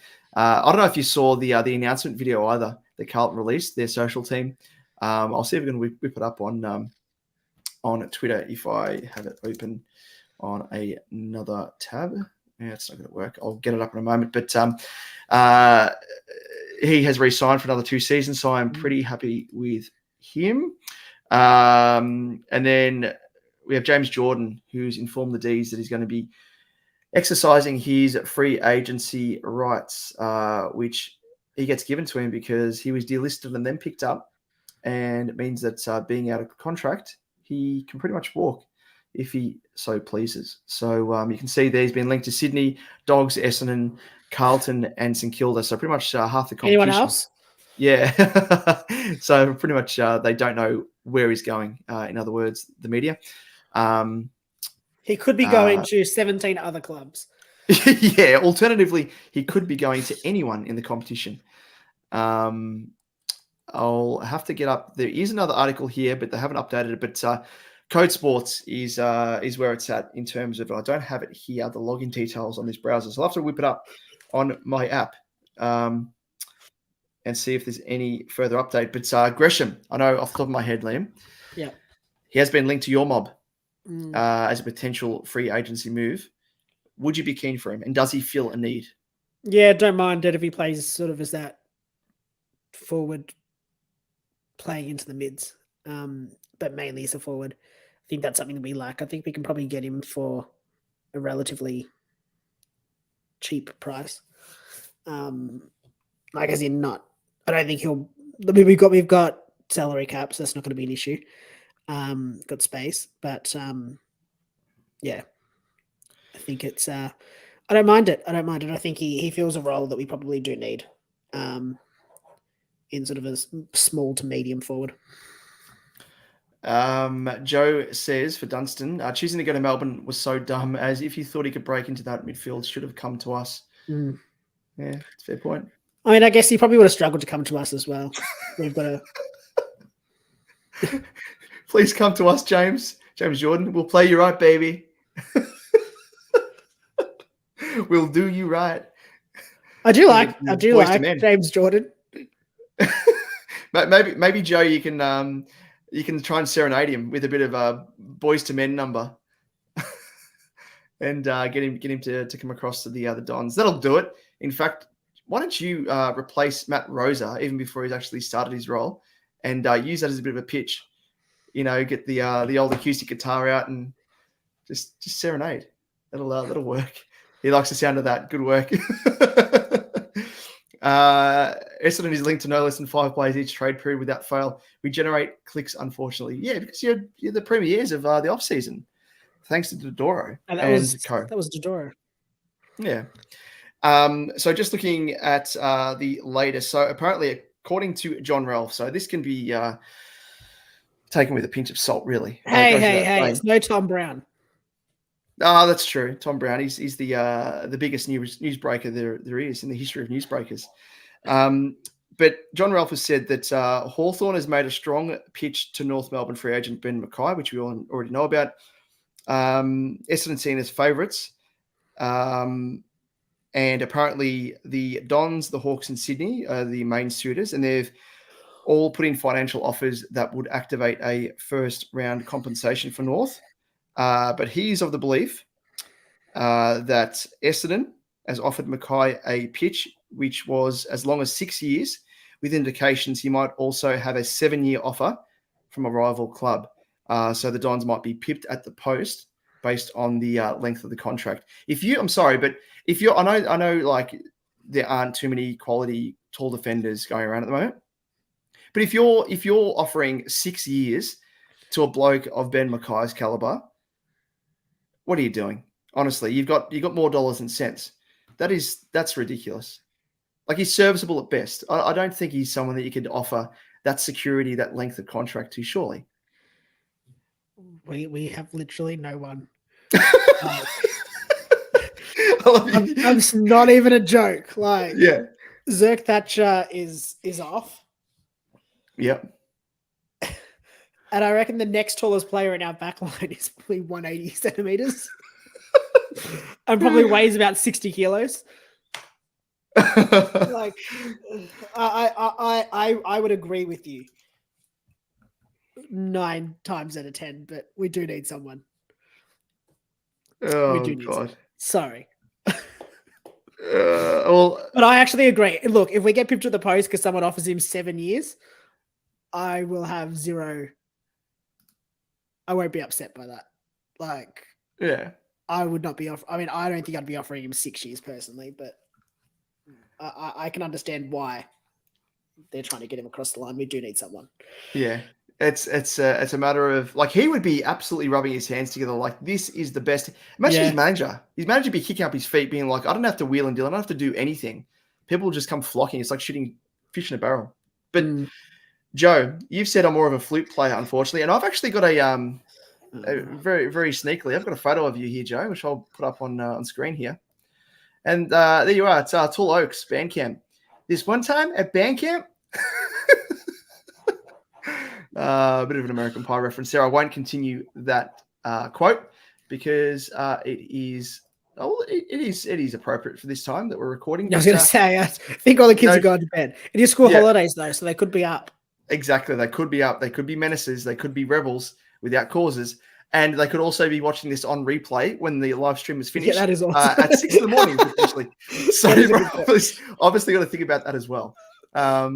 So I cut myself short there. Joe says, wow, look hot. That was in your heyday, Joe. It was in your heyday.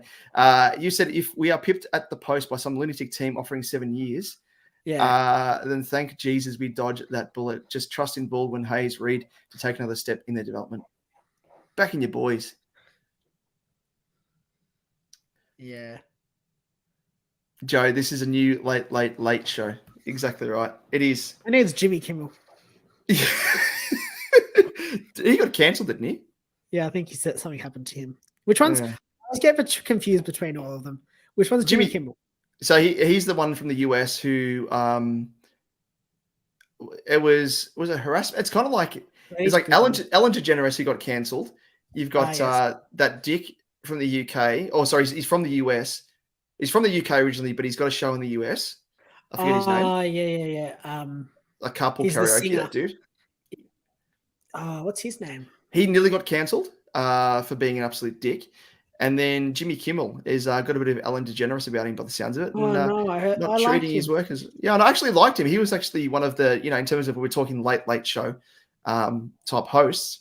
Maybe there's a... Jimmy Fallon. No, I like Jimmy Fallon. That's it. Yes, Fallon. yeah. James Corden. Yeah, that's it. Yeah. Oh, God, they're all James or Jimmys. Yeah. Was it Fallon that got cancelled? Yeah, I think it was Fallon. I don't know. They all look the same now. Yeah, Jimmy Fallon actually liked. So yeah, that's disappointing by you, Jimmy. There's too many Jameses, Jimmys. In the news. Yeah.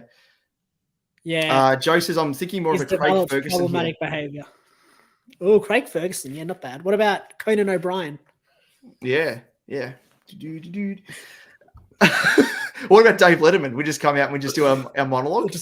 I just have you always come out. Yeah, and he always comes out and he always without fail do up his like suit jacket. And yes. Like uncomfortable. And deliver his monologue, and then at the end he'd like unbutton it and be like, "That's it. I'll deliver my monologue." And cut to the band, and then Paul Schaefer, who's the bald bloke with like the funky glasses, he'd always be like, "Yeah, Dave, yeah, that's right, yeah," and always be like laughing. Classic. I miss late shows. Yeah. Back in the day, they were good at the height. Jay Leno. Yeah, Jay Leno. Big chin. Big square head. I should probably get you off screen here, Joe. Apologies for that, but people can just look at you. The other news in terms of trade, because we've gone off topic here, and we'll wrap this up very, very shortly as well. So Port, surprisingly, they are in the market for Jordan Sweet. What do you got there for me, Liam? You see are you just looking at the comments? I'm just looking at the comments. Oh, yes, the one here from Joe. Craig Ferguson is my favourite. He and his robot sidekick, Greg. So Port, they are obviously in the market for Jordan Sweet. He has requested a trade there. But strangely enough, they're actually in the market for Ivan Soldo, the big Ivan. Ivan the Impaler. I don't understand what they're trying to do. I know, and reading between the lines there, you'd say that Lycett's on the way out. He's he's out of contract, I think, and he's keen to look elsewhere. He's a free agent, I should say. Scott Lycett. They've delisted Brent Teakle. Sam Hayes is still there at the minute. And then they're also, they're going to be like one of the biggest operators in the trade, period. They've got, what's the name? Visitini as well. Oh, yeah, you got Visitini, yeah. Do they need, like, I suppose they need someone for the now. Like if Lycett's not going to fill the void. But yeah, I'd be pretty pissed off if I was Vicentini. Got a bit of a taste for it this year and thinks, yep, Hayes is still there, but he's not getting a go. Teakle's on the way out. But Port, they're going to be big operators. Asava Radaglia, my boy, our boy. Archie Galea, yep. Archie Galea. Hilarious. What are people thinking?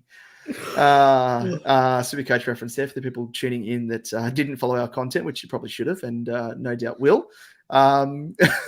But Brandon Zerk Thatcher as well from your mob. So they're going to be wheeling and dealing. Do they have enough picks to go around in order to fulfill the requirements, the requests? It's going to be interesting because I don't think they've got issues with their picks this year as well because they traded for what's his face, Jason Francis. Yeah. No, I actually don't know what their draft hand looks like, but yeah, it's going to find it here in a moment. But Soldo as well. So he was chased by the Dogs as well 2 years ago, and then ended up signing a 3-year deal to the end of next season. And they're saying here in the article that Ivan would be the clear number one ruck. How would Sweet feel then? He's like, shit, requested a trade, neck minute, behind the scenes. It comes out that they're actually looking at Havan, and he's going to trump him because Sweet's been stuck behind bloody big old Timmy English of the Giraffe for God knows how long. Yeah, he'd be pretty pissed off.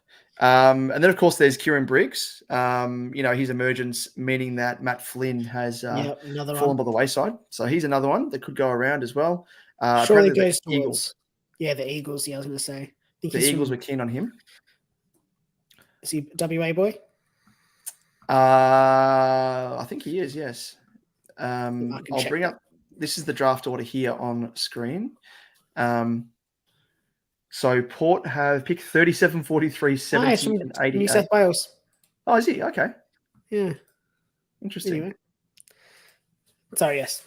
Port are in the market for every B-grade player they can get their hands on. Are they going to persist with Finlayson in the ruck? Yeah. Surely not if they're getting Soldo and Sweet and yeah. I love that Grundy. Kenball. I love that Grundy said to them, "Can I have work-life balance?" And they basically just said no. Yeah. And he was like, "Okay, I'm not coming then." Yeah, that settles that.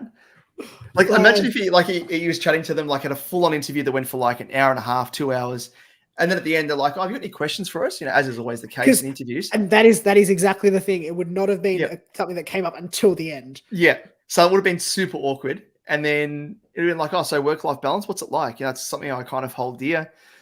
Yeah, no, it's not going to happen, mate. You come here and it's full commitment. Wow. Okay. So no, thanks for wasting my time. How would you feel? Oh God. Oh well. And then Kai Lohman as well from Brisbane. He's a forgotten man. There. The Dogs are apparently chasing him. He's also been linked to Essendon. The Dons as well. As has apparently Todd Goldstein. I did see that. What? Are you replacing an old man in bloody Andy Phillips with another old man? The only reason I can see the logic is as like a coaching role, like get him in a year before. But yeah, yep. That's truly a Moneyball approach there. What are they doing? And you don't need to. I mean, Draper got injured. You got Nick Bryan though. Yeah. What are you doing? Absolute waste. They were saying here in the article that the Dogs might be prepared to offer picks 10, 17, and a future first rounder to Gold Coast for their number 4. Yeah, that's way too much for a pick 4. Surely picks 10, 17, and a future first rounder. I suppose. Well, Gold Coast don't want. They just need points because they've got. I think it's about 3 academy players coming through that they just need points for. Yep. So the 10 would be a waste on them. And let's be honest, they'll probably just trade pick 4 for free. Just, hey, who wants it? Yeah, exactly. As we know. Go to Geelong. Yeah, go to Geelong. They need another top pick. And James Jordan, so they're saying here, the Herald Sun or Code Sports, St Kilda is one likely suitor. Gold Coast is not expected to pursue him, despite recent reports, given its midfield depth. Although if Jordan does go to the Saints, it means that any compensation they get for Gresham will be offset. So that'll be interesting. And then James Harms is apparently exploring a new home potentially as well. Joe, what does work-life balance mean for a professional footy player? 9 to 5, then eat and drink as you please? It's a good question because I thought that when I saw it, I was kind of like, what does he want? Like how does it work? Like, is it just the media side of it? Like, is it wanting like the Buddy Franklin move to Sydney and, be able to hide away from not be in the bubble? Because I can guarantee you're not going to be in the bubble. You're going to definitely be in the bubble if you go to Adelaide. There's 2 teams. It's a football state with 2 teams. Like, I wouldn't even bother asking the question if you didn't want that. Yeah, I think it might be in terms of potentially, because I know he was studying at La Trobe. I assume he's still doing it because it would have been a bloody a 3-year degree that's been spread out over 9 years or something ridiculous, part-time, as they all normally do. But I assume it probably plays into that a little bit. But yeah, footy players and stuff, I know they rock up super early, do their training, do the gym session, do the physio. Depends what day it is, and they have their tactical shit they go through, line meetings, all that sort of stuff, and then off you go. Well, the nutritionist is there in the kitchen, makes all the food for the players, and off they chuff. And there I am editing videos in the in the media department at Collingwood, and I see them all walk out. But yeah, it's going to be I think Sydney's probably a better fit for him anyway. If he's got that mindset where he wants to sort of hide away, as you say, compared to Adelaide, it kind of speaks for itself, really. And that's pretty much it for all trade news. And those are the picks as they stand at the moment. I think there's a couple of first rounders and second rounders that have yet to be decided. Oh, maybe they have, because I think Port's first rounder was given to North. Yes. Yep. For Horn Francis. Yep, that's 14. So that's 14 now. So very, very interesting. And Melbourne's sorry. picks. No, that would have been done from all good. Melbourne's would have been done from the Fremantle deal with Jackson, so that's fine. They're all going to get pushed out anyway with all the academy and I don't know, there's only father sons and all that kind of stuff. Yeah. And the free agency picks. Well, Liam, that pretty much is the end, because scouring the internet and looking for news, that is the latest, apparently, when it comes to all things trade, free agency, delistings, all that sort of stuff, free signings. So that's the end of this episode. To recap, Brisbane, Carlton, I'm going for Carlton. That's pretty obvious. You can see here the monogram across the heart. The heart beats true. Not for the red and blue, for the navy blue. Caught you off guard there, Liam. But I think the Lions will, again, the logical tip, sensible. You're tipping. Sensible tip. Yes. Exactly right. Just the tip. The tip. Not the full length. Full length only reserved for the baggers. I'm going 4 baggers, tipping Brisbane. What say you? Probably the same. Like, the logical tip is Brisbane. But I think Carlton have a bigger chance than I think people are giving them, honestly. Yeah. No, that's fair. That's a fair point. It's the momentum. It's the immovable object meets the unstoppable force of Carlton. Immovable object being the Lions, because they haven't lost all season at the Gabba. So the analogy works. And then the next game, the next prelim, Collingwood, Giants. Again, sensible tip. Yeah. Or is it just an outright tip? I think it's a sensible tip. I think I think that game. I think I can see GWS getting on top. I think of the two matches, I think GWS has a bigger chance of being a what do you call it? I don't know what the word is. It's late. I can see GWS. I think GWS is more like, that's the word, upset. Oh my God. Yeah. I can see the upset happening. I think of those two games, the upset's more likely in the GWS game. I think GWS is more likely to upset Collingwood than Carlton is Brisbane, but I could see it both happening. Yeah. But sure. I would tip Collingwood. If you ask me who to put money on, I'd put it on Collingwood. Yeah, no, exactly. You want to put your hard-earned on the Pies. That's done. That's us done for the night. It is very, very late. But as you can see there, thanks for tuning in. Don't forget to like and subscribe if you haven't already. And we'll be back to do it all again ahead of the grand final. And actually, when's the Brownlow medal? We might do a bit of maybe potentially a bit of a quick look into the Brownlow medal. I think it's Is it the Monday, or have they changed it? They did change it. Because they changed it to a Sunday, COVID. But I don't know whether that was just, for COVID. Come on. When is... it is on Monday, the 25th. September 25th. Yeah. Okay. Well, so Monday. Which is at 7:30. This coming Monday. Jeebus. Okay. Well, I don't know. This Sunday. With schedules, maybe potentially. Yeah, I don't know if I'll be able to do one. Yeah. Otherwise, I might check in as a bit of a quick one ahead of it, but we'll see how we go. Actually, I'll let you know. Yeah. Well, we'll let everyone know.